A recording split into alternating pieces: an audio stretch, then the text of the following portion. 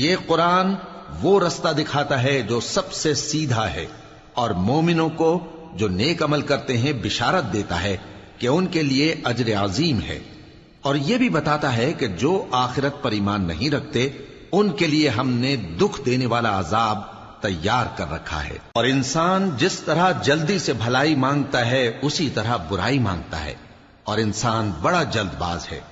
اور ہم نے دن اور رات کو دو نشانیاں بنایا ہے، سو رات کی نشانی کو تاریک بنایا اور دن کی نشانی کو روشن، تاکہ تم اپنے پروردگار کا فضل یعنی روزی تلاش کرو اور برسوں کا شمار اور حساب جانو۔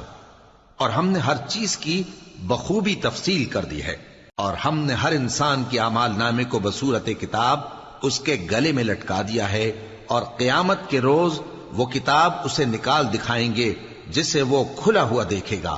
کہا جائے گا کہ اپنی کتاب پڑھ لے، تو آج اپنا آپ ہی حساب کرنے والا کافی ہے۔ جو شخص ہدایت اختیار کرتا ہے تو اپنے لیے اختیار کرتا ہے، اور جو گمراہ ہوتا ہے تو گمراہی کا ضرر بھی اسی کو ہوگا۔